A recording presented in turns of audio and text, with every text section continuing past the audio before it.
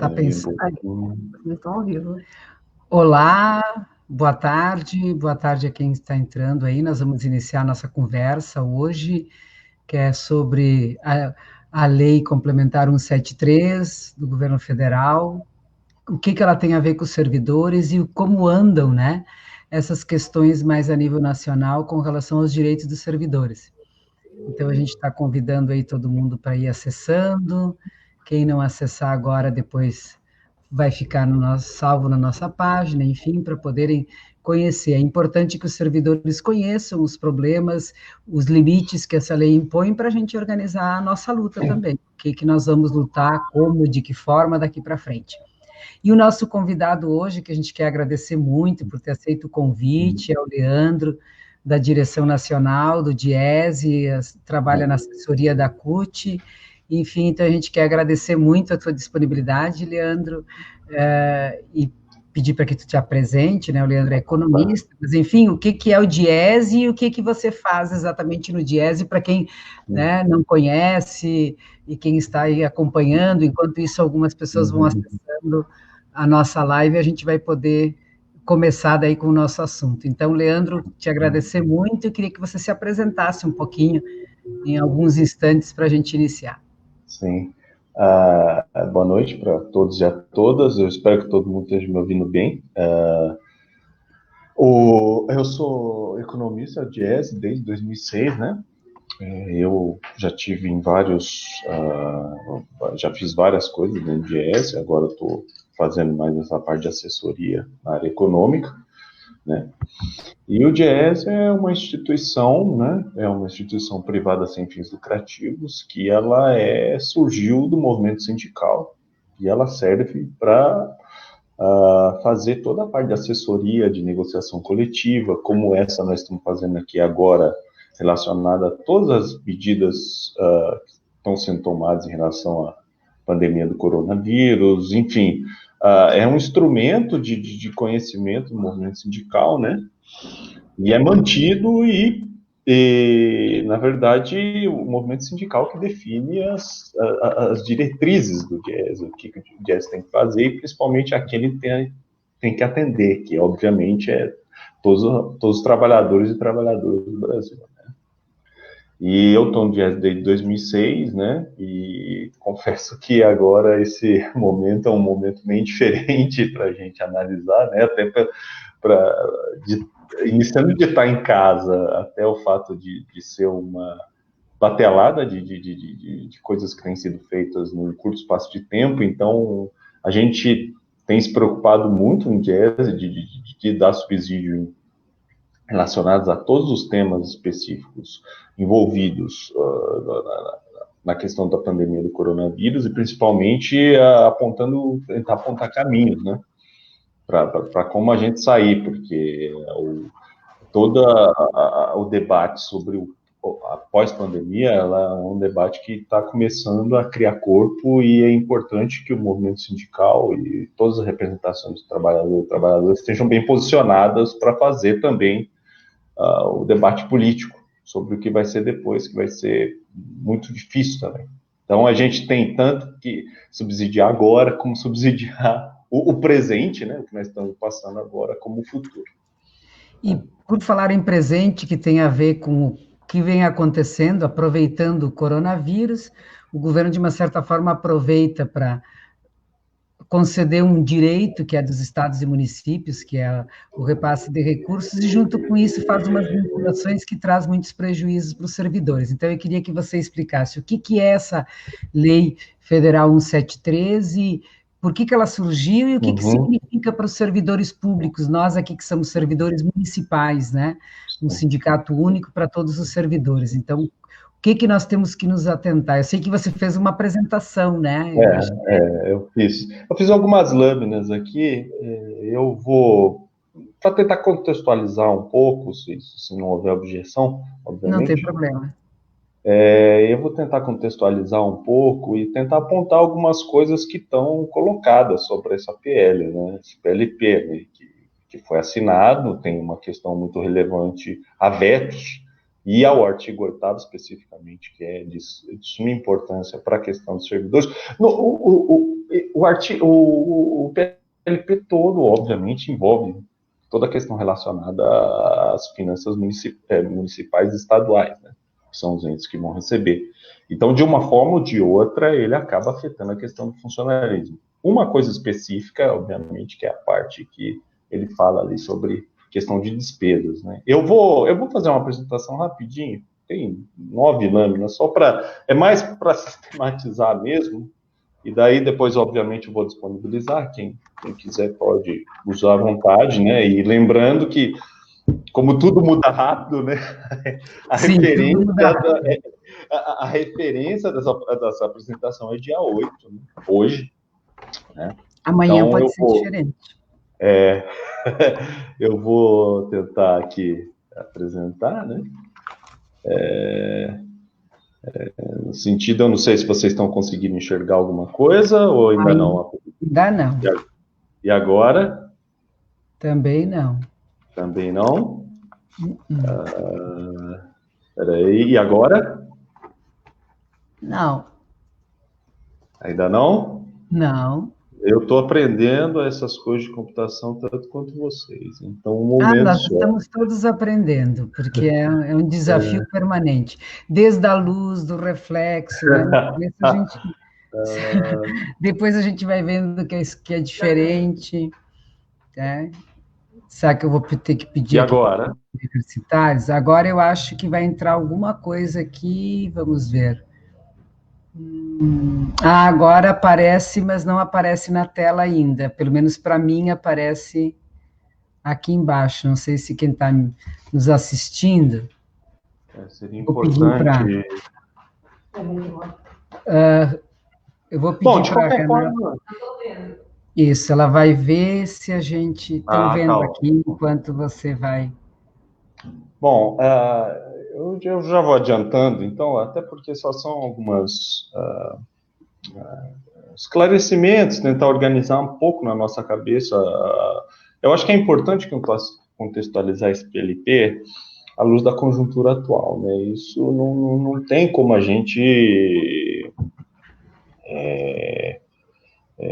não tem como dissociar a conjuntura atual a um PLP desse tamanho, né? Que ele afeta muito profundamente a questão das finanças públicas. Pois não? Agora entrou. Fala. E agora nós temos que ver como é que a gente passa, mas vamos lá. Não, eu estou Acho passando que aqui. tu está passando porque está na primeira. Agora. Tenta passar uma. Passei. Passou, beleza. Isso aí. Então, eu acho que a primeira coisa importante a salientar é a questão da conjuntura que a gente vive, né? A gente está num cenário de uma pandemia assim, muito grave, mais de 400 mil pessoas já morreram, e a gente está num cenário de tentativa de cooperação internacional, né? E as poucas exceções que têm sido são o Brasil, por exemplo, os Estados Unidos, a Hungria também são países que têm tentado se isolar e obviamente, além do custo inestimável das vidas, que isso é o principal, né? A gente vai entrar numa questão complexa do pós-pandemia, obviamente, que todos esperamos que passe logo até para que a gente pare de perder vidas, é a questão da economia, né? Porque a economia vai ser um assunto importante no pós-pandemia, porque a gente tem que se articular, caso contrário, a gente vai entrar provavelmente num período de uma crise relativamente grande. E no caso brasileiro, a desarticulação entre as esferas governamentais tem sido muito problemática, né? E tem uma questão que as pessoas, a questão da quarentena, inclusive, de todos os cuidados, ela é, acima de tudo, o seguinte: você cortar a taxa de transmissão não é só, óbvio, uma coisa de poupar vidas, né, que é o principal, é a coisa mais importante de tudo. Mas você também, você diminuir a curva de contágio, e daí se você toma medidas duras no começo e depois você vai aliviando, é justamente porque o custo é menor também, né? E a gente está fazendo completamente o contrário, né? até essa desarticulação, né, nesse sentido. Agora, uma coisa que é importante a gente falar, que ao contrário do que tem se definido muito, duas coisas sobre a economia brasileira muito importantes. Primeiro, que a recessão que, obviamente, está se colocando no futuro brasileiro, ela tem como causa a pandemia, não a quarentena, né? As pessoas têm havido um debate muito estéril, na minha opinião, de querer culpar a quarentena por causa dos problemas econômicos que nós vamos ter. Não, o problema é a pandemia, por isso é importante você controlar ela. E o segundo aspecto, que é muito relevante também, é que a economia brasileira já estava mal. A economia já estava com sinais claros de estagnação, né? Sim, o ano passado foi um PIBinho, né? Um PIB muito pequeno, Exatamente. E se fosse ter olhado em alguns setores, foi até negativo. Então, isso combinado à pandemia, bom, o resultado é realmente muito difícil. Sim, é aquela coisa que numa pessoa, quando a pessoa já está doente e ela pega um problema de saúde mais forte, se ela está bem de saúde, os impactos são menores, né? Exato. Se ela já está mal de saúde, ela pega uma coisa grave como é isso, ela fica numa situação muito ruim, né? Então, nesse cenário que a gente já estava de estagnação praticamente, daí a gente é empurrado nisso, qual que é a questão? Você tem uma queda de oferta e demanda por bem e serviço, é lógico. Você tem uma piora do mercado de trabalho e queda da renda. E as finanças públicas, e isso é importante já destacar como uma coisa bem característica brasileira, ele tem uma arrecadação procíclica, que a gente chama. O que é? O país cresce, aumenta a arrecadação. O país entra em recessão ou diminui o crescimento econômico, cai a arrecadação.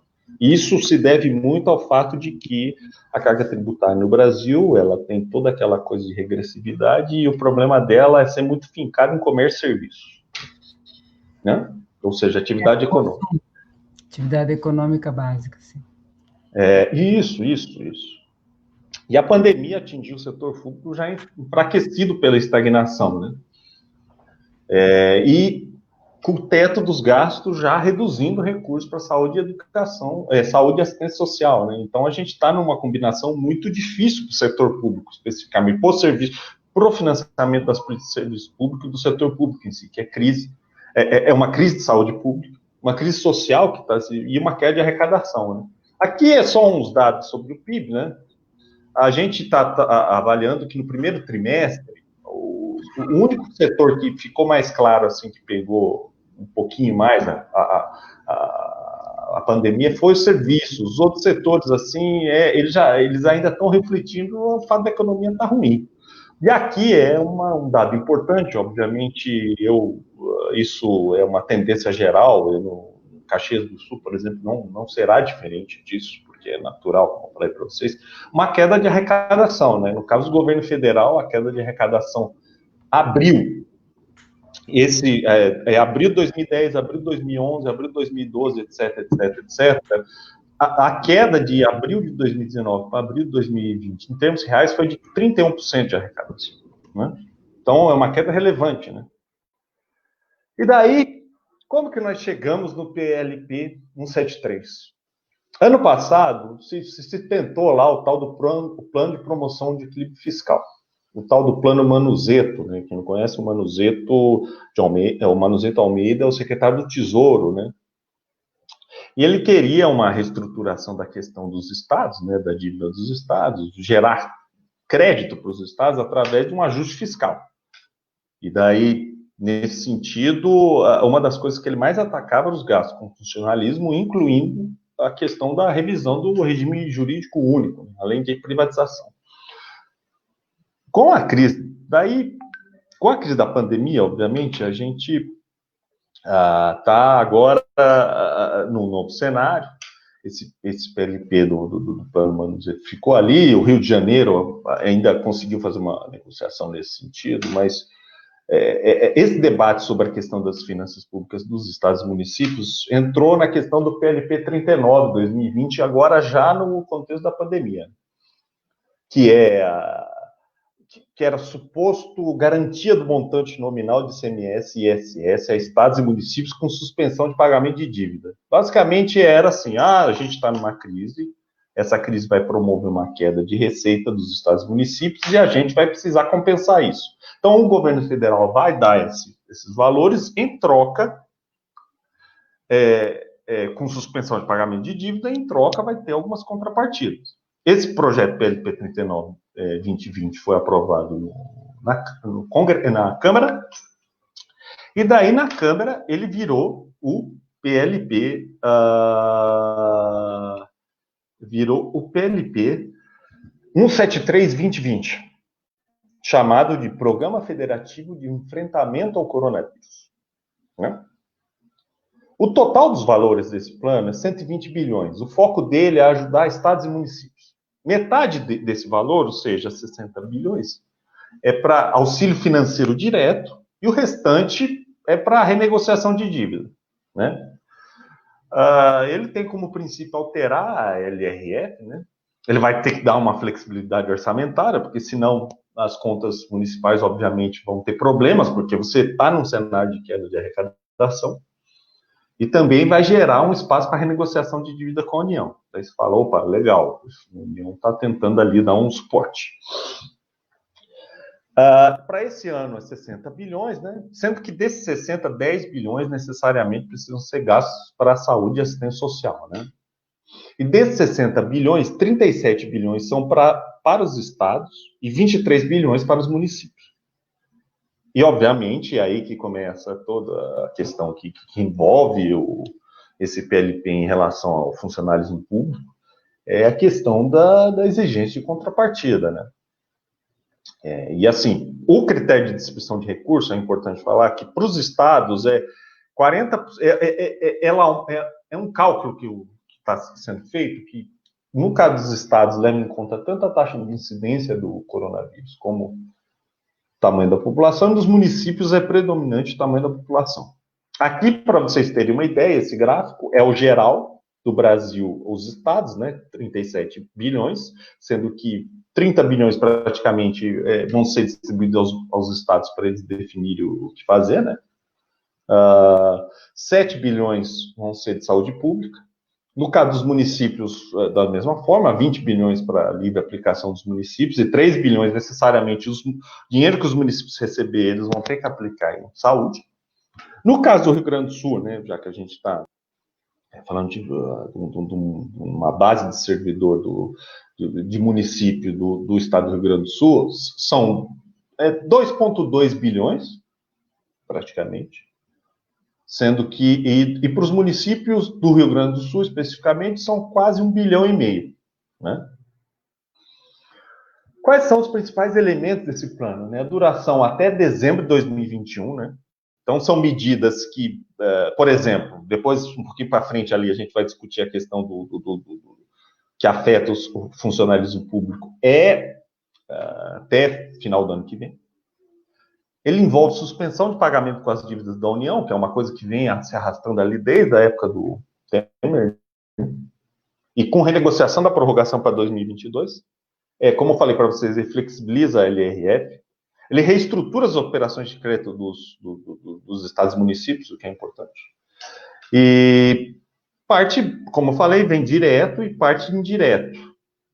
Como exemplo para vocês, no caso do Rio Grande do Sul, por exemplo, ele tem dívida de 3,7 bilhões, sendo que desses 3,5 bilhões são somente a União. Então, a gente tem um contingente de valores do Estado relevante, né? Daí de município depende, vai variar do município. Quais são as questões das contrapartidas, né? O governo fala, não, vou emprestar para vocês, né? Eu vou dar, vamos dizer assim, vou financiar esse período para vocês, mas vocês têm umas contrapartidas para fazer.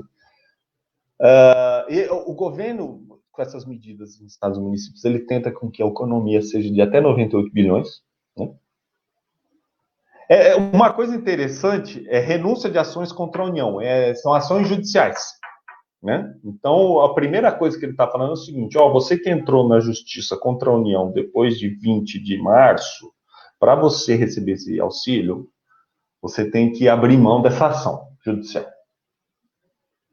As ações que, por exemplo, já tem uma decisão ou estão em transitado de julgado, daí vai depender do estágio da execução. Em caso de pagamento, o governo federal está falando, olha, se eu tenho que te pagar, eu vou incorporar esse valor do que...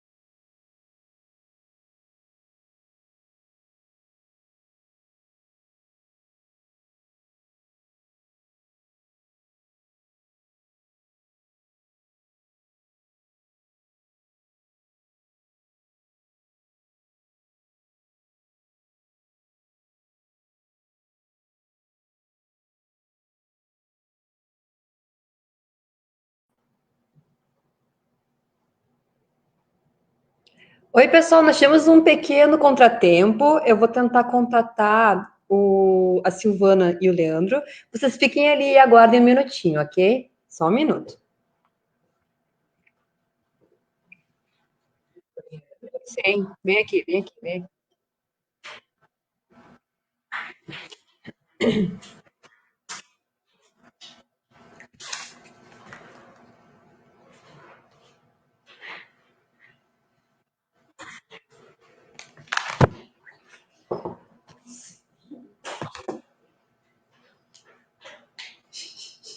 Não, não, vai ser nada, vai ser.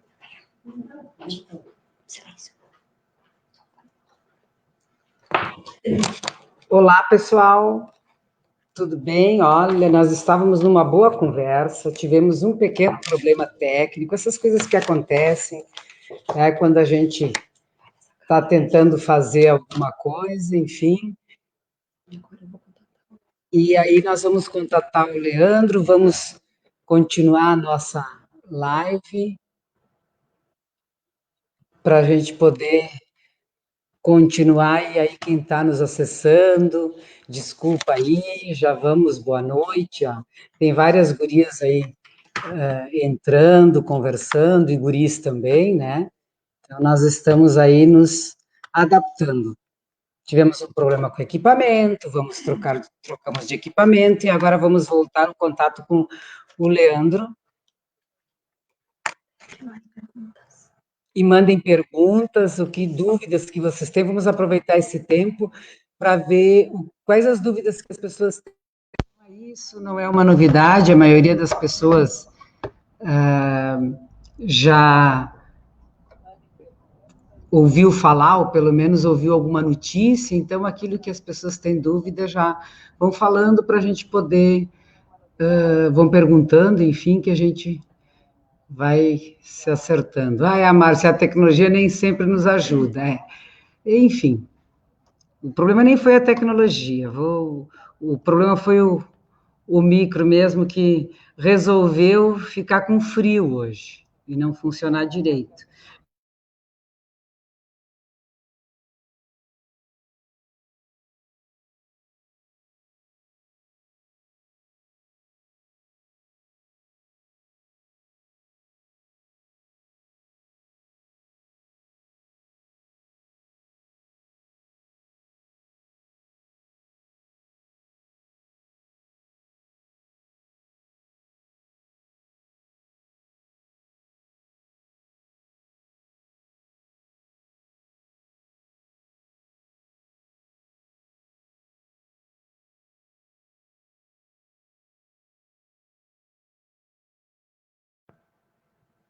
Estão me ouvindo bem? Agora acho que resolveu o problema do som. Tá sem som, Cristiane? Agora melhorou o som? Agora o som está aberto para mim.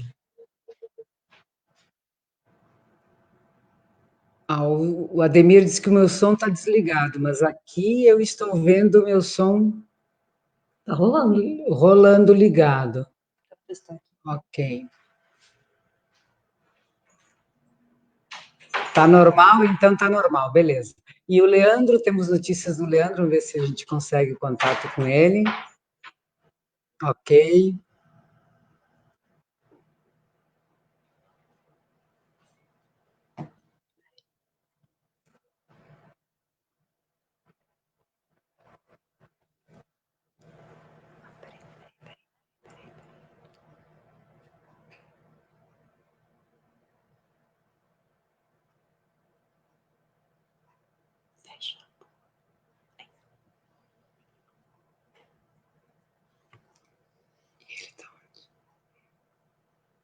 Oi, Lorete, tudo bem? A Lorete está me ouvindo. É que demora um pouco entre vocês ouvirem e a gente se comunicar aqui o tempo, né? O tempo na informática não é o mesmo tempo que a gente está falando, né? Tem o tal do delay, demora um pouquinho, mas chegamos ali, já estamos aguardando o contato, acho que...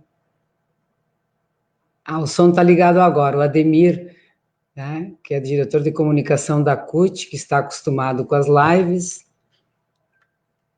Beleza, o contato, vamos lá. Se alguém tem alguma questão, o que significa exatamente esse congelamento, né? Tem uma pergunta aí, nós vamos ter que ter uma lei municipal, então tudo isso está em discussão ainda nesse primeiro período, né?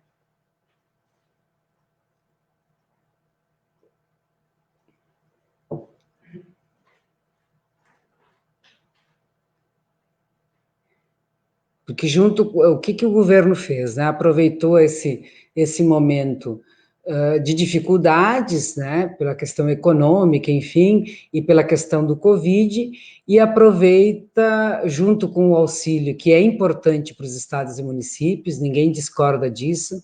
Por que nós não discordamos? Porque é necessário, né? É necessário termos recursos para poder atender às necessidades da população.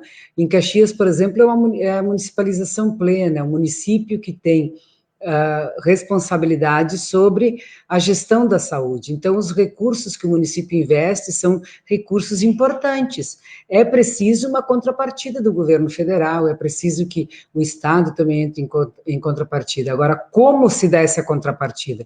Com recursos federais, é o presidente, é o governo federal que pode emitir moeda, que pode, né, garantir recursos, podendo, então, ampliar os gastos da União, porque neste período de pandemia também foi aprovado pela Câmara dos Deputados e pelo Senado as questões de um orçamento dentro de um estado, né, de calamidade pública, que é o Covid. Então, se tirou várias prerrogativas no sentido de ter, né, menos gasto em algumas áreas e permitiu-se que, em função do Covid, se pudesse investir em outras áreas, em áreas importantes como é a saúde.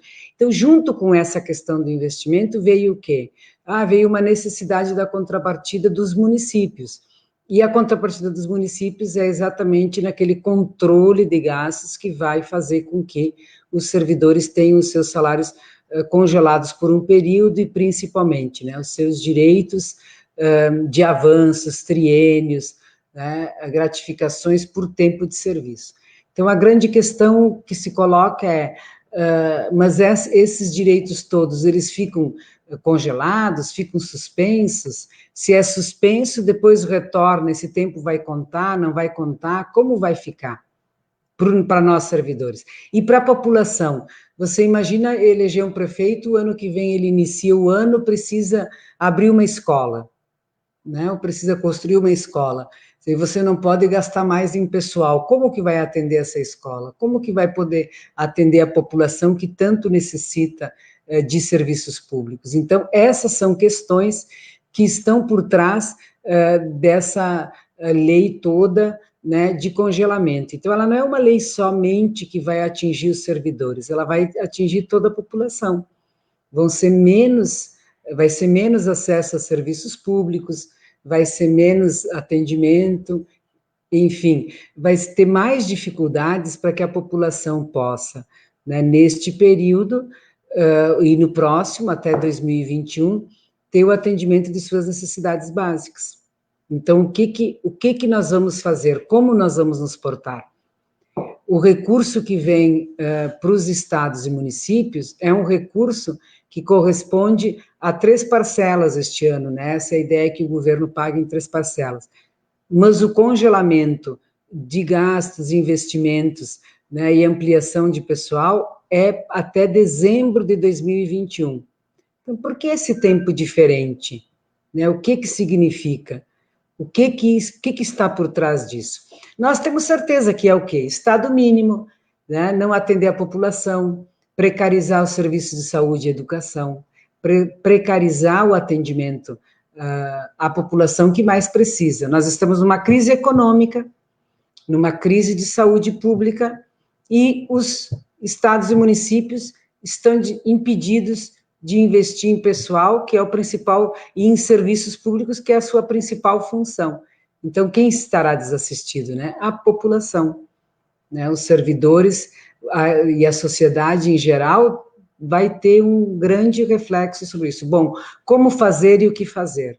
Né? Hoje, até estávamos no gabinete do prefeito discutindo alguns temas específicos da Guarda Municipal, nós já nos posicionamos, dizemos, olha, consideramos que não é possível, né, cumprir essa legislação, né, por parte dos municípios. O município tem direito de receber, mas os municípios também precisam se rebelar e colocar, porque é uma ingerência muito grande por parte do Executivo Federal, né, é colocar os municípios dentro de uma dificuldade de poder se movimentar, e aí o prefeito vai fazer o quê mesmo, né? Vai ficar atendendo, dizendo para a população, olha, agora não dá porque tem uma lei federal, quer dizer, não será possível continuarmos desta forma. Muito provavelmente a população não vai ter essa compreensão no sentido de que paga impostos e sabe que são serviços necessários. Então, não adianta dizer, isso não dá por causa da lei federal. O que a gente precisa são serviços públicos. Então, como sair disso? Acho que a gente está... Realmente, Márcia, tu tem razão. Um governo desses, teremos só precarização. Como nós vamos fazer a resistência? Então, a primeira coisa que nós vamos fazer é levar o conhecimento da sociedade, o que está acontecendo. Por que está acontecendo? Porque muitas pessoas, por desinformação, ou por não ter uma concepção do que é o serviço público, acha que o mercado vai resolver tudo. Eu acho que o mercado resolve uma parte que é do mercado. O setor público, né, ele precisa de um Estado forte para garantir serviços. A gente notou agora na pandemia, né, quem é que está garantindo o atendimento à população na área da saúde? É o Sistema Único de Saúde. Mesmo com o desgoverno, mesmo com a falta de gerenciamento, mesmo com a falta de orientação do ponto de vista do governo federal, o que a gente está notando? A gente está notando que quem está garantindo assistência são os serviços públicos, então eles são mais do que necessários, eles são fundamentais para conseguir dar conta da necessidade da população. E nós precisamos lutar e resistir com relação a isso. Qual é a posição do prefeito de Caxias, né?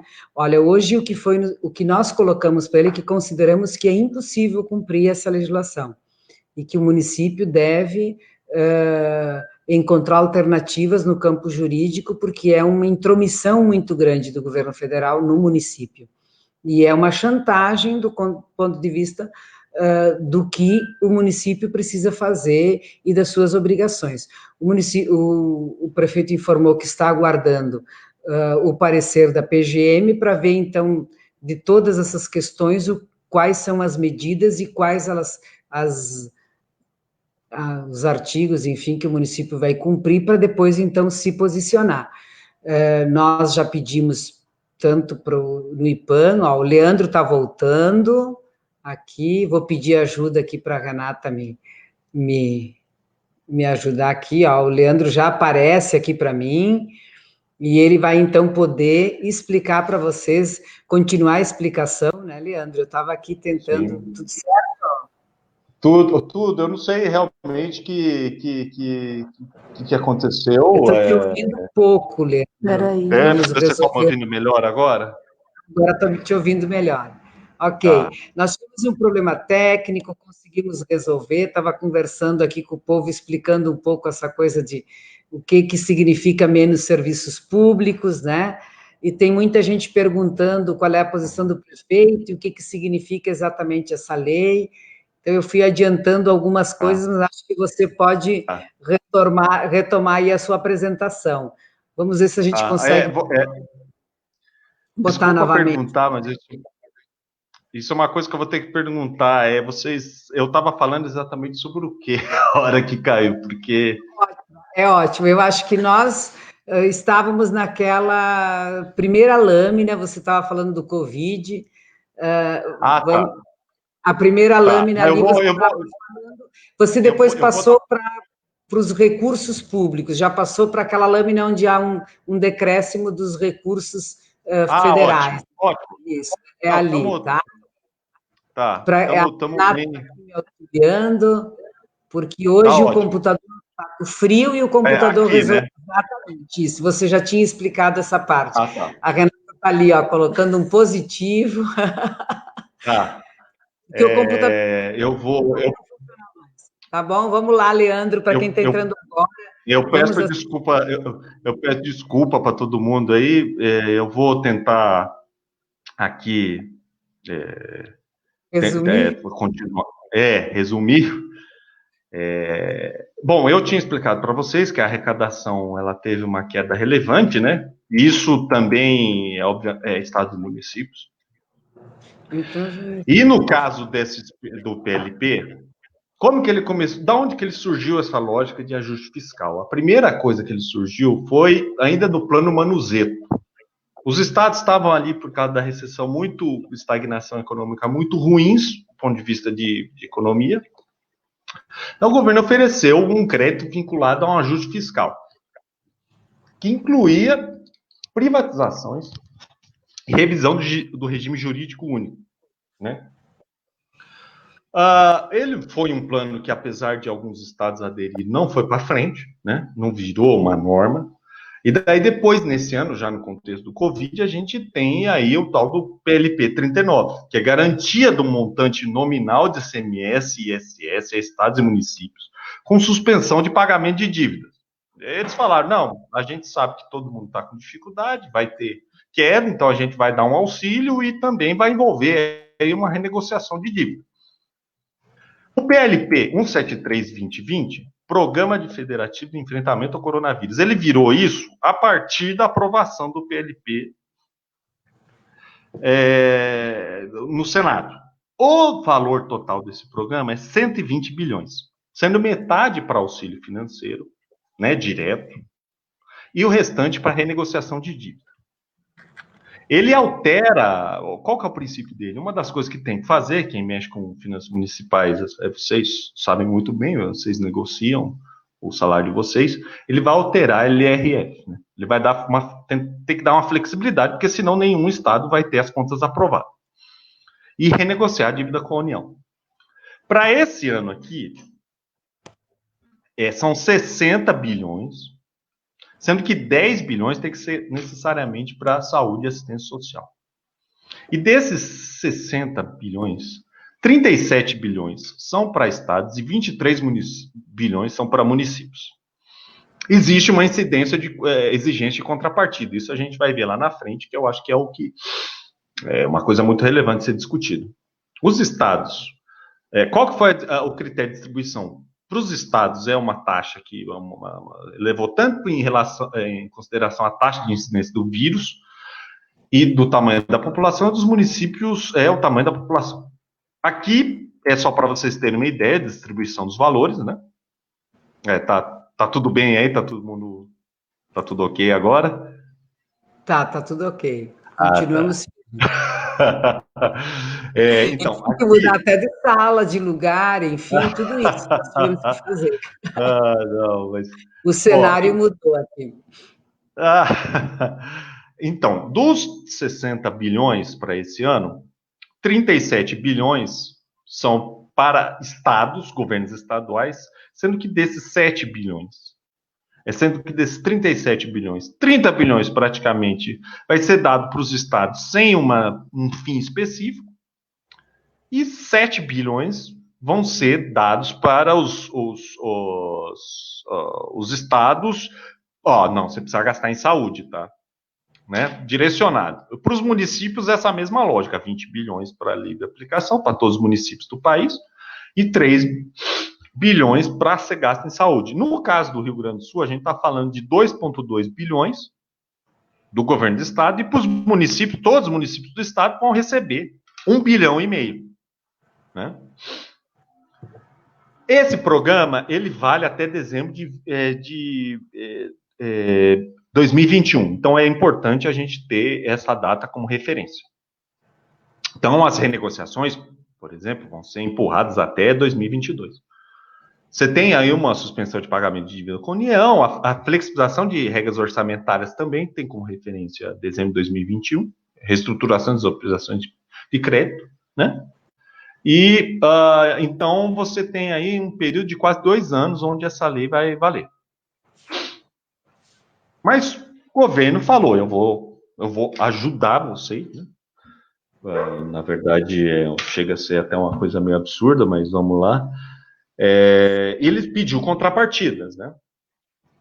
Falou, não, eu vou repassar o dinheiro para vocês, mas vai aqui, vocês vão ter que ter que fazer algumas coisas também.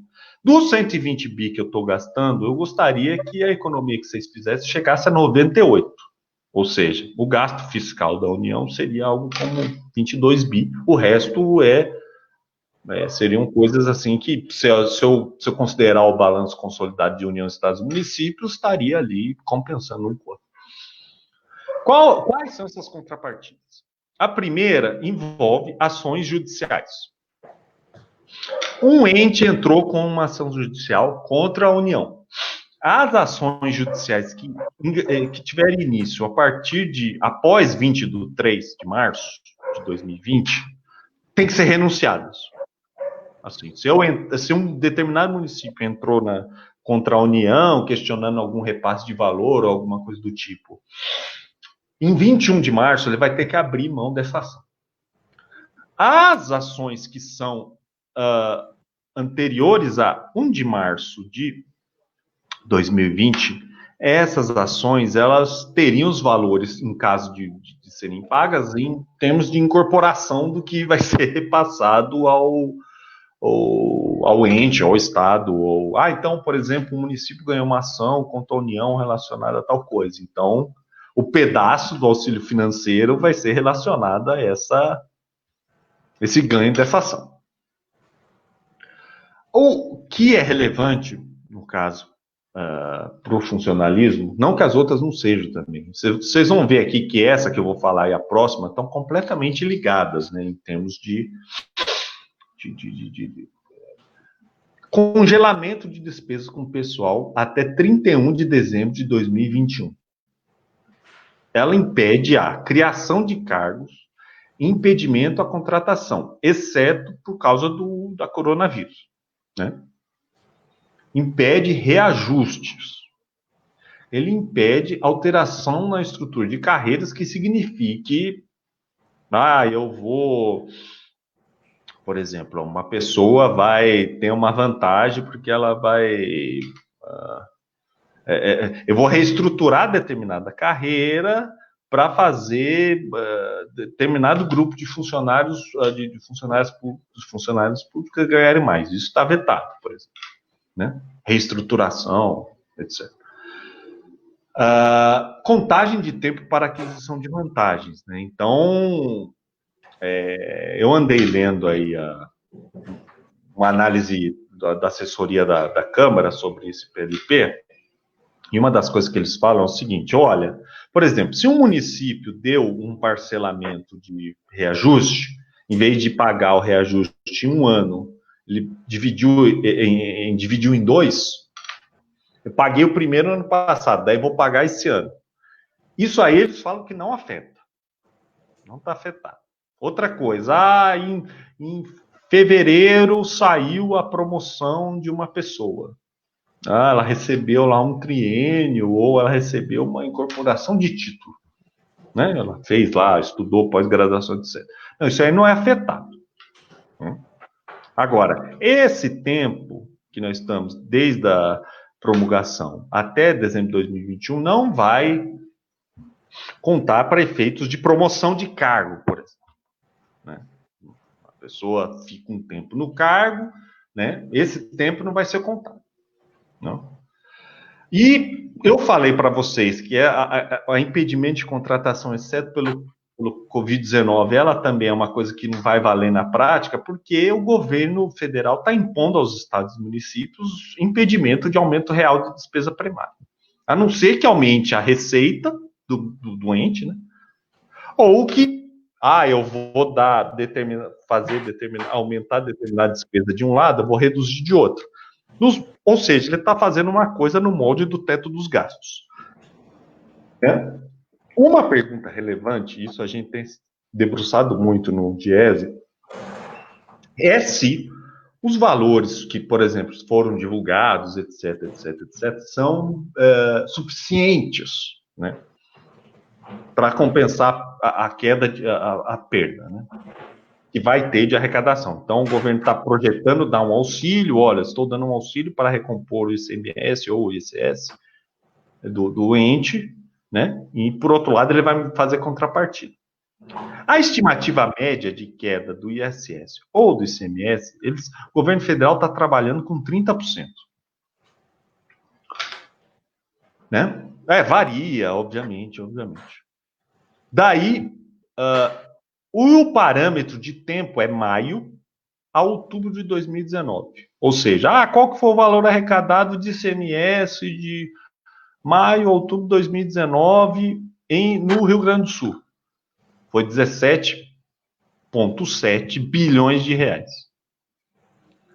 A queda estimada é 30%. Então, o governo falou, não, vai cair 30%. Então, a queda estimada é 5 bilhões. E o PLP está oferecendo quanto para o governo do Rio Grande do Sul? Para o governo do estado, um exemplo. 2,2 bilhões. Daí, o que a gente... É lógico que conforme vai sendo... o programa vai sendo implementado, vai saindo mais informações, mas com o que a gente tem aqui, o que a gente reparou? Que isso vale para municípios e estados também, tá? Os estados que têm receita própria importante, eu acredito que, eu cheguei a ver o caso de Caxias do Sul é um caso que se enquadra nisso, ou seja, as receitas de SS, etc., do município elas correspondem a um tamanho importante. Sim, elas são importantes. E qual que é a questão disso, né? Quanto mais importante a receita própria, mais autonomia você tem de gasto. E quanto maior a receita própria, mais a conclusão que a gente andou vendo é que, pelo menos no caso dos estados, e obviamente se se manter a lógica vai ser para os municípios, quem tem receita própria muito importante vai ter perda por essa proporção que o governo está inicialmente colocando. No caso do Rio Grande do Sul aqui que a gente fez, por exemplo, a gente está estimando em 3 bilhões a perda. Né? Então, qual que é a questão? O programa limita despesa de ajuste com o pessoal e a expansão dos gastos públicos, ele está impondo, na prática, um teto dos gastos para os estados e municípios até dezembro de 2021. O movimento sindical ainda tentou tirar categorias, né? Só que ele foi vetado. Então, funcionário público da área de saúde, funcionário da área de segurança, trabalhadores e trabalhadoras da educação, agentes socioeducativos, profissionais de limpeza urbana, serviços funerários, etc. Foi proposto retirar essas categorias, mas o governo federal, quando assinou esse PLP, ele retirou isso. Então, essas categorias que estão aí aparecendo para vocês, elas também estão dentro dessa camisa de força. E quais são as questões a serem levantadas, né? Esse programa de ajuda ao Estado e município, ele está promovendo um forte ajuste sobre as despesas dos Estados e municípios. Ao mesmo tempo que, na maioria dos casos, pode não garantir a recomposição das perdas esperadas de receita. Sim, vai ter só para te interromper um pouco. Então, no caso do Estado do Rio Grande do Sul, já tem pouco recurso, estima-se que vai perder 5, vai levar só 2 nessa compensação, ainda vão faltar 3 nesse baita roxo e impedindo que se expanda qualquer tipo de serviço. Sim. E lembrando que, assim, desde 2015, 2016, a gente passou por aqueles 2 anos de recessão difíceis, depois a economia não cresceu mais, então ainda a gente não recuperou da recessão de 2015, 2016. Essa economia andando devagar, ela gerou impactos, obviamente, na questão fiscal e também no mercado de trabalho. Qual a consequência disso? Que gerou aumento da demanda por serviço público, saúde, educação, assistência social. As pessoas começaram a não ter renda disponível suficiente e começaram a ter o setor público como único, exclusivamente o único a fornecer o serviço. Então, você vai entrar num cenário onde você já tem um arroxo, você já tem problema de financiamento das políticas públicas, por causa da estagnação econômica. Você vai impor de cima para baixo, no caso da União, um ajuste fiscal muito forte, e ainda você não está dando garantia de que, de fato, vai, pelo menos, compensar esses valores, entendeu? Então, qual que é a questão? E ainda tem umas arapucas ainda, que é, por exemplo, que é uma discussão, por exemplo, securitizar dívida. Estou devendo, isso seria uma das formas de renegociar a dívida. Eu vou securitizar a dívida. O que é? Basicamente, olha, eu tenho uma dívida, vamos negociar aqui, eu vou te dar alguma coisa em garantia. Essa coisa de dar alguma coisa em garantia pode ser algum recurso vinculado que não seja dos obrigatórios, óbvio, e pode gerar, na verdade, pode te pegar ali, desconto de fonte, pode ser uma coisa horrível do ponto de vista da gestão pública, né? Então ela pode ser uma coisa que agora pode te dar um alívio e depois pode te colocar numa camisa de força muito pior. Todos os municípios teoricamente, poderão mudar de prefeito, então o prefeito pode renegociar uma dívida agora, alivia o caixa para ele, mas estrangula o caixa para a próxima gestão, por exemplo. Isso pode acontecer em muitos municípios. Assim, no geral, eu acho que cada ente tem que fazer uma ponderação sobre os ganhos e perdas. O cenário, obviamente, a gente sabe que não é um cenário adequado, né, para fazer uma... Agora, não é um cenário positivo. Agora, no entanto, existe um esforço evidente, no caso da União, de promover um ajuste fiscal de cima para baixo. Ou seja, está se aproveitando no momento de fragilidade dos estados e municípios para impor uma lógica fiscal que ele segue e ele quer que os estados e municípios também sigam. E qual que é a principal consequência disso? Você está meio que quebrando o pacto federativo. Você está perdendo, tanto o estado como o município, ele está perdendo a autonomia da decisão de gasto, porque você fala, não, você pode decidir o que você faz, mas você não pode contratar, você não pode gastar, você não pode aumentar. Então, na verdade, você está fazendo uma intervenção branda.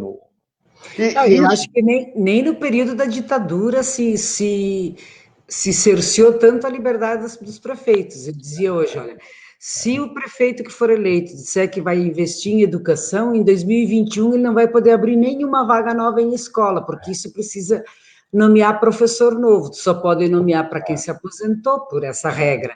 Então, não vai ter aumento de serviço de educação, não tem aumento de serviço de saúde, porque é só pelo Covid, né? Esperamos que a pandemia passe. Nós hoje temos em Caxias, para você ter uma ideia, menos guardas municipais do que nós tínhamos quando da criação da Guarda Municipal lá em 97. Né? Nós temos menos. Nós precisaríamos ter mais 100 guardas municipais, por exemplo. Então, quer dizer, isso só para 2022, né? Se é que vai dar para fazer. Então, quer dizer, é tudo, e saúde, educação e segurança, que foram 3 exemplos que eu dei, são setores essenciais para a população. Então, o prejuízo no bolso do servidor, ele existe, ele é concreto, mas o prejuízo nos serviços para a sociedade, ele é bem maior. E isso num cenário onde você está tendo um aumento de demanda, né? Sim, de necessidades. Então, você, na verdade, o movimento de oferta seria ser uma adequação mínima a esse aumento de demanda, ou seja, se mais pessoas estão migrando para ter única e exclusivamente o serviço público como fonte do serviço, você teria que fazer algum ajuste, senão, na verdade, você vai sobrecarregar os profissionais que tem. Então, do ponto de vista do profissional em si, é muito ruim, né? Porque você vai ter uma sobrecarga de trabalho, ao mesmo tempo que você não vai... você não tem uma perspectiva de progressão de carreira, por exemplo, ou algo do tipo, ou mesmo uma contratação de alguém para te ajudar. E esse engessamento da gestão municipal, da estadual também, da municipal, ela é problemática por causa do seguinte: essa pandemia tem afetado de forma muito heterogênea. Apesar de no geral, assim, as coisas apontarem para uma coisa meio caótica, a gente não pode baixar uma regra de cima para baixo para 5.550 municípios, 5.545. Então, você vai tratar na mesma regra municípios que estão em situações muito diversas do ponto de vista das suas contas, inclusive, né? E não só diversas das suas contas, como do próprio impacto do coronavírus. Tem municípios que não estão sofrendo. Apesar da gente ter noção que a crise, quando a gente olha de cima para baixo no país, ela é uma crise muito séria, está se acelerando, ela é muito diferente em cada ente, né? Então, ao invés de você fazer alguma coisa mais ajustada, focando exatamente esse tipo de coisa, você simplesmente cria uma regra de cima e para baixo, e você acaba com uma das coisas que são a base da Constituição de 88, que é a questão da autonomia dos entes para fazer o que quer, desde que respeitado lá os gastos. Então, no fundo, esse PLP, é óbvio, você está num cenário onde as perspectivas de curto prazo na economia não são as mais adequadas, né?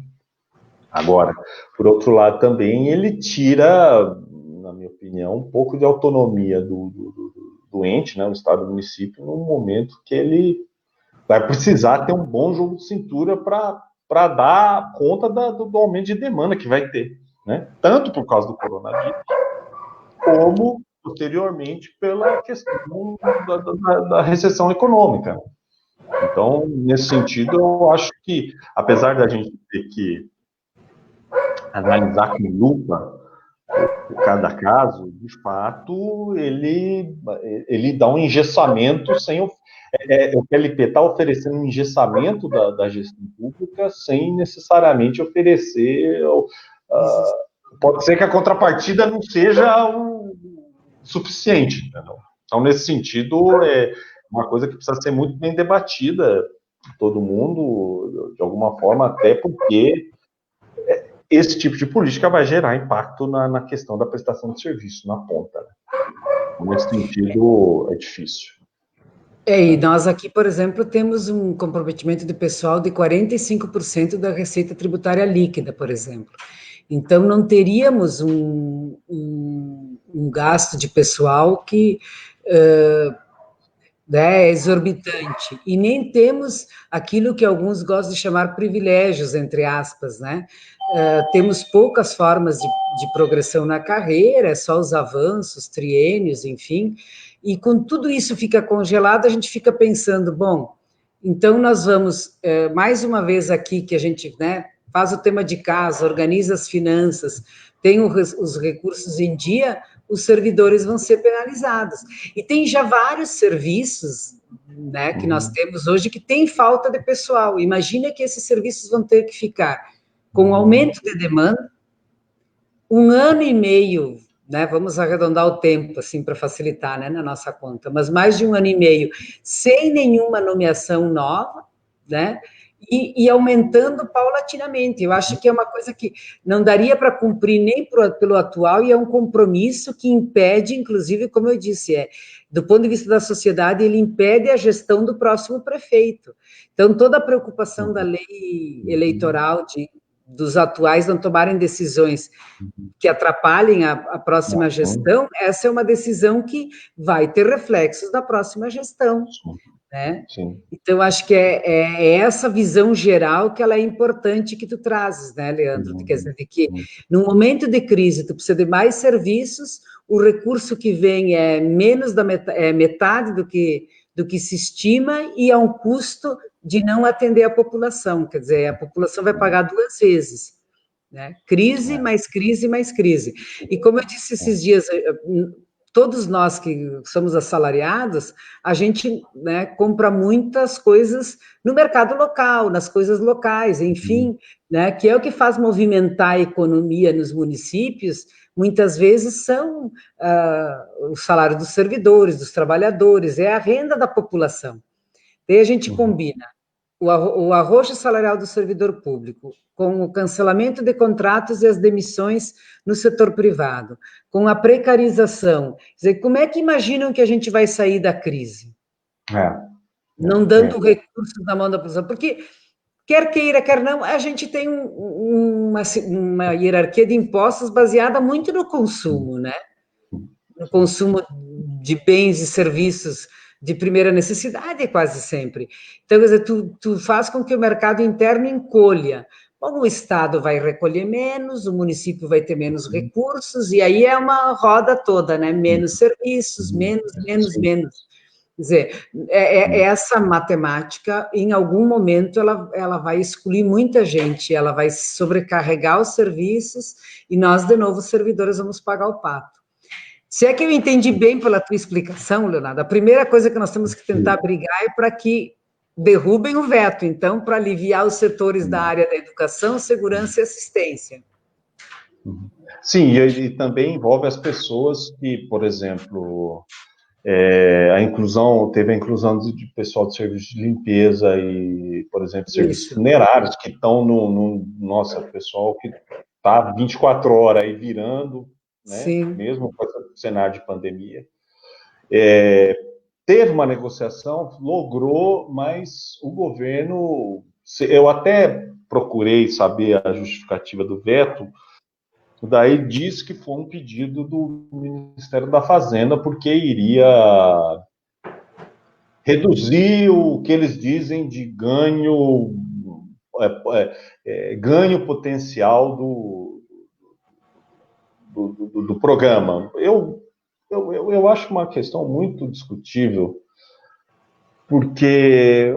Primeiro, porque eu já falei, cada lugar é um lugar diferente. Então, não tem municípios que têm dificuldade, tem municípios que estão numa situação menos expostos. Mesma coisa estados. A segunda coisa é que esse governo, e não só com a questão desse benefício esse auxílio, como eles estão chamando. Mas, por exemplo, até o benefício que o governo está dando, né? Se você... Porque o benefício emergencial, né? Os R$600, né? O governo olha, vou te dar aqui, mas se você tiver acima da faixa de isenção de imposto de renda, ano que vem você me devolve. Né? Pois é. Ele dá uma mão e tira com as duas. Pode ser que na prática, até pela conjuntura econômica, ele não consiga conseguir de volta, enfim. Agora, dos estados e municípios é um pouco essa lógica também de tipo, olha, não estou te ajudando, não estou te dando, mesmo que a gente esteja sob um pacto federativo, onde a União ele é um guarda-chuva importante para os governos subnacionais. Olha, eu estou te dando, mas você tem que me dar um monte de coisa em volta. É a lógica... porque é o seguinte, o governo sabe, isso é uma impressão pessoal, o governo sabe que, do ponto de vista fiscal, já havia muitos problemas para cumprir qualquer coisa que seja, porque a economia não cresce. Então, eles não conseguiam cumprir nenhuma meta fiscal. Entrou essa coisa da pandemia, na visão deles, falaram, pronto, agora que, puxa vida, o tal dos investidores externos vão embora, como se eles já viessem aqui alguma vez salvar nossa vida, mas seja lá. Essa é a visão deles. E, então, o governo fica fazendo esse tipo... O próprio valor... Na verdade, se a gente for ver, é um valor... Olha, se a gente tem alguma noção de tamanho, de orçamento de Estado e município, não é um valor muito grande. Não. Mesmo 60 bilhões. Então, o governo, na verdade, o que ele está oferecendo? Ele está oferecendo mais uma renegociação, e aí muito Estado e município está com o pires na mão, não tem jeito, né? Porque virou uma bola de neve desde a década de 90, toda essa questão da crise dos estados e municípios. E, na verdade, eu acho que tem muito município entrando, e estado entrando muito mais para essa questão da dívida do que propriamente dos recursos. O recurso é bom, etc., mas ele sabe que não vai ser suficiente. Não vai ser suficiente. Mas nós, em Caxias... nós, por exemplo, não temos dívidas com a União, as coisas estão em dia, então acho que essa coisa de que o município precisa refletir muito sobre se entra ou não nesse barco é muito importante, ou seja, aqui agora, né, com as eleições municipais, tem vários setores se movimentando, é preciso que todos reflitam muito, quer dizer, vale a pena entrar nesse barco, ser refém de uma política da União, sem poder mexer nos recursos, sem ter autonomia? Aqui tem uma pergunta também que acho que é outra área, né, que esse PLP pega, que é deixar os municípios isentos, eles podem, né, desde que aprove uma lei na Câmara, não pagar os regimes próprios de previdência por este período.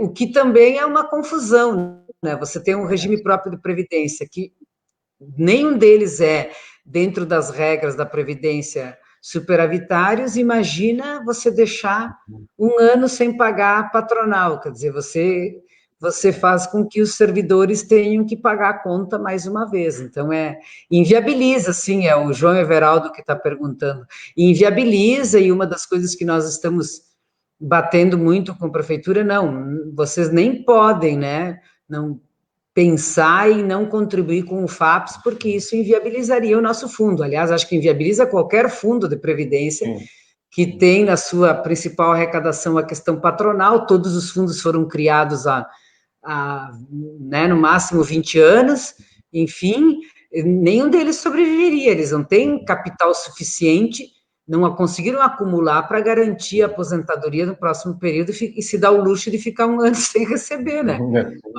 Aí alguém vai ter que pagar essa conta, né? Sim, na verdade, imagina o seguinte, foi muito importante ter falado sobre essa coisa da Previdência, porque ela é uma das coisas que envolve a questão das contribuições patronais e tal. Eu peço desculpa para vocês por não ter salientado isso dentro de uma coisa muito importante para os servidores públicos, que é a questão do fundo. Essa coisa do regime próprio, ficar um tempo sem o Estado dar contribuição, imagina, eu estou vendo aí os tijolos atrás da sua parede, imagina que eu estou construindo uma parede de tijolo e eu tiro um do meio. Né? Eu tiro um do meio. Eu faço uma coluna com 3 tijolos, eu vou equilibrando o outro, mas eu tiro do meio. Provavelmente, o peso, por causa desse aqui, em alguma hora, vai ter que empurrar para baixo. Né? Ele vai dar uma despencadinha. Não necessariamente ele pode desmoronar, mas, obviamente, aquele buraco no meio ali, ele vai... Porque a contribuição de previdência para os servidores, ele se move meio como blocos. Porque é um volume de recursos que entra, um volume de recursos que sai. Então, se você tira parte desses recursos, a saída continua a mesma. Então, é isso. Vai ter um tijolo fora em alguma hora. Em alguma hora, a parede não vai ficar no mesmo lugar, ela vai ceder. Vai desalinhar. Vai caminhar. Eu acho que isso, então, acho que para quem entrou agora ou depois, né, o Leandro do Diese fez uma explicação do que significa esse PLP 173, e estamos aqui, né, agora apontando para algumas coisas importantes. Primeiro, levar ao conhecimento da população o que significa esse projeto, né, o que significa essa lei, que engessa os municípios e vai resultar em menos serviços públicos, num momento de crise e de necessidade da população. Então, é menos escola, menos posto de saúde, menos vigilância sanitária, menos segurança, né? Menos tudo que a gente conhece. A segunda aspecto é que para nós servidores e para a população também é importante que os deputados e senadores derrubem o veto do presidente a uma série de servidores, no nosso caso aqui seria 90% dos servidores, né? 80, vamos assim arredondar, que é na área da assistência, segurança, educação e saúde, que ficariam fora dessa legislação. E a terceira questão é fazer um debate importante na cidade, né, e levantando o debate da conveniência ou não para uma cidade como a nossa, de entrar num programa que vai impedir este e o atual governo de fazer qualquer movimentação, porque o atual governo, de qualquer forma, já estava se organizando para o período eleitoral, porque no período eleitoral a gente não pode remover servidor, demitir, né, nomear só para algumas coisas se o concurso já foi feito, enfim, tem uma série de cuidados para que o próximo prefeito pegue a prefeitura de forma organizada, o que, do ponto de vista da gestão pública, é correto, ou seja, você assume uma gestão, né, dentro de parâmetros que não inviabilizem o teu governo. Agora, com essa legislação, inviabiliza o próximo governo. Eu não tenho dúvidas que o prefeito vai assumir em janeiro, vamos supor, aqui em Caxias precisamos muito de uma reforma administrativa, resolver problemas de legislação que estão inadequadas para uma série de condições. Nenhum prefeito vai poder fazer no primeiro ano. Se for fazer no segundo, quando for aplicar no terceiro, está na hora de terminar o governo. Então, é muito complicado. O Jackson aqui, né, está nos falando também, a IQIM remove sem justificativa. Eu acho que, Jackson, a remoção no serviço público de locais sem justificativa é grave e tem a ver com assédio moral, e eu espero que a gente não veja isso em véspera de eleição, porque independente das opções políticas que as pessoas possam ter, eu sou do tempo que a opção política das pessoas tem que ser respeitada. A gente pode debater, né, ser contrário, ser a favor, né, convencer, enfim, mas a gente precisa ter muito respeito pela opção das pessoas, porque é assim que a gente constrói a democracia, não é todo mundo pensando igual, nem todo mundo gostando de uma mesma cor, né? Então, já a minha solidariedade e o meu empenho em não permitir isso no serviço público. Acho que a gente tem que ir avançando também no respeito às opiniões, né, e respeitar os servidores públicos. Queria te passar, assim, nós já estamos conversando há bastante tempo, Leandro, te agradecer muito e te passar para te poder finalizar, para depois a gente, na próxima semana, nossa ideia é ver os aspectos jurídicos. Hoje foi os aspectos econômicos desse projeto de lei. Na próxima semana nós vamos ver os aspectos jurídicos desse PL, para que os nossos servidores também possam ajudar aí na mobilização.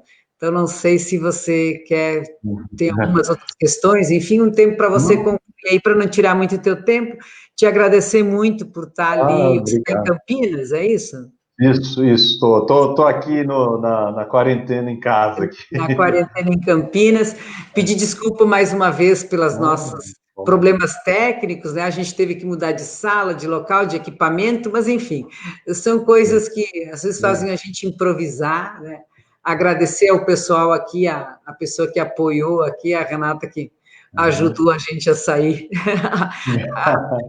me ajudou a sair desse imprevisto, tá bom? Então, queria te agradecer e passar para ti aí, Leandro, para colocar as questões. Depois você disponibiliza esse material para a gente colocar no site, pode ser? Isso. Disponibilizo, assim, sem problema. Não, antes de mais nada, eu queria agradecer o convite, né? Eu queria desejar aí sorte para todo mundo aí de Caxias, né? E especificamente em relação ao que a gente está discutindo, né? E é o seguinte, um exemplo prático. Eu não sei, eu confesso aí, me perdoe pelo desconhecimento, né? Eu nem sei do meu aqui, o que decide aqui em Campinas. Mas um dos debates que tem aqui em São Paulo, especificamente em Campinas, é o seguinte: nós temos que voltar. Temos que voltar. Tudo bem. Vamos abrir o comércio. Mas quem que vai fazer? Quem que vai? Precisamos abrir as creches, então. Sim, isso isso é uma pressão aqui também. Daí nós precisamos abrir as creches, precisamos abrir as escolas. Dá para abrir as escolas? Não, por quê? Porque as salas estão superlotadas. O que nós precisamos fazer? Nós precisamos chamar o povo do concurso, precisamos chamar as pessoas para contratar, para diminuir o número de alunos. Porque se tiver 50 alunos numa sala, não vou poder. Então vai ficar funcionando comércio, etc, etc, e eu não vou poder voltar. Então, é um exemplo, eu estou dando um exemplo prático de como, assim, as pessoas vão sentir. Você está vetando a contratação, você está...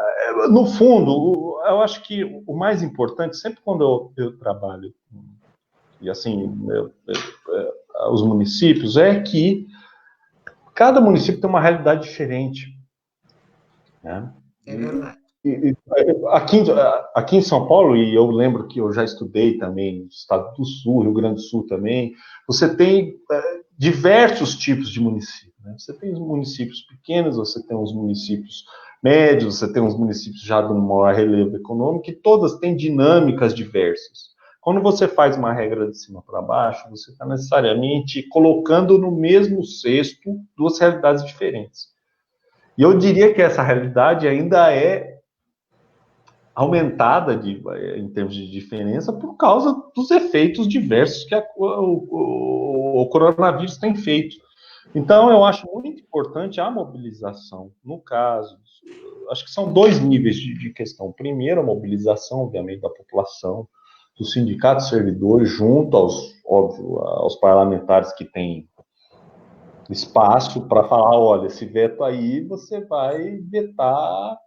Assim, como que você quer voltar à normalidade com 50 pessoas no mesmo espaço, entendeu?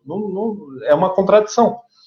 E o segundo é fazer um debate franco com os poderes locais. Falar, olha, a gente está engessando aí um negócio, não vai ter autonomia e, olha, não sei se o recurso que eles vão mandar vai dar conta. Então, você está rifando a autonomia de gestão por talvez um valor que não seja suficiente para te resolver.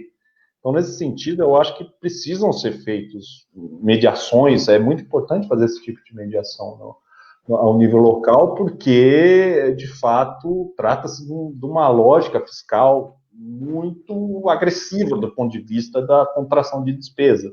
E isso vai ter efeitos tanto do ponto de vista do funcionalismo enquanto trabalhador e trabalhadora, quanto do funcionalismo enquanto ofertante de serviço para a população, ou seja, vai sofrer também. Né? Então, nesse sentido, eu acho muito importante fazer esse debate. Né? Então, eu queria agradecer muito a Silvana, a todo mundo, desculpar aí por esses problemas técnicos que sempre acontecem, mas de qualquer forma a gente conseguiu dar conta e desejar boa sorte e força aí, porque vai ser um debate pesado, né, para as próximas... e vai impactar em tudo, né? Até foi muito bem lembrado aqui a questão do regime previdenciário, né? Nós vamos tirar um tijolo. Então, precisa muito cuidado para discutir isso quando for realmente aplicar. Obrigada, Leandro. Obrigada a quem nos acompanhou. Eu acho que a melhor forma de organizar a luta, a primeira coisa, é nós termos clareza do que estamos lutando, conhecer, e o sindicato está tentando proporcionar de diferentes formas, né? que os servidores se apropriem do que está ocorrendo no Brasil, o que a legislação federal tem a ver conosco, porque nós passamos muitos anos dizendo, né, a lei federal vale até uma medida, para ser aplicada aqui tem que ter uma lei municipal, e aí agora vem um pacote desses que não exige nada, na contramão da Constituição, enfim, eu acho que além do debate, do veto, há também medidas judiciais que são necessárias, né, para que a gente possa retomar o protagonismo dos municípios. Então, eu queria agradecer muito os teus esclarecimentos, convidar todos que estão aqui para que divulguem, para que outras pessoas acessem, e na próxima semana nós vamos, então, aprofundar o outro ponto também desse mesmo PLP, né, que são as questões jurídicas envolvidas. Então, como nós podemos ir fazendo para construir uma frente que esclareça, porque, acima de tudo, nós, servidores, queremos nenhum direito a menos para nós e para a população. A população merece serviços públicos, né? A maior obra que um prefeito ou que um governador, governadora pode fazer é a oferta de serviços públicos de qualidade, e para ofertar serviços públicos de qualidade precisa de pessoas. E as pessoas são os servidores, né, concursados, que estão ali para garantir um serviço público de qualidade. Então, nós, servidores, temos este compromisso, o sindicato tem esse compromisso, né, de defender a democracia, de defender os servidores. Então, o que nos unifica aqui em Caxias, nós, servidores públicos, é a luta por um serviço público de qualidade e pelos nossos direitos. Então, muito obrigada ao Leandro, obrigada pelo Diese, né, que vem nos acompanhando sempre nas nossas lutas, e obrigada a você, servidor, a você, caxiense, de outros municípios, que estão nos acompanhando aqui, né, eu acho que também o João Everaldo, todos os que acompanharam aqui falando que as mudanças significativas, né, ele acha que deveriam ser suspensas enquanto há essa pandemia. Eu também acho, João Everaldo, que o mínimo que se esperava era que todos estivessem, né, canalizando seus esforços para o combate à pandemia, mas o governo optou por considerar uma gripezinha e aprovar no Congresso uma série de mudanças de contrabando, que, como eu disse, tiram o direito dos servidores, precarizam o salário, né, acabam com os direitos dos trabalhadores, trabalham a suspensão do contrato de trabalho, enfim, né, acabam com qualquer segurança jurídica, inclusive dão recursos para as empresas sem garantir emprego, né, sem garantir que as pessoas tenham emprego no próximo período. Então, aproveitam a pandemia para tirar direitos e para fazer com que os trabalhadores, tanto públicos como privados, paguem esta conta. Eu acho que nós precisamos realmente ir difundindo isso, porque, às vezes, o preço que a nossa geração, e que nesse período nós vamos pagar, para além da pandemia, serão os reflexos de um modelo de desenvolvimento econômico que não está permitindo a justiça social, que não amplia na distribuição de renda, que, ao contrário, é menos serviços, é mais injustiça, é menos distribuição de renda, é o pobre cada vez mais pobre e o rico cada vez mais rico, e isso vai fazer muito mal para o país, né? Mas estamos ali resistindo, né? E o Serve está aí, né? Resistindo, informando e alertando. Nenhum direito a menos. Obrigada mais uma vez, Leandro. Obrigada a todos, tá? Valeu. Obrigado. Até mais. Tchau. Deixa eu sair aqui. Sai aqui. Peraí.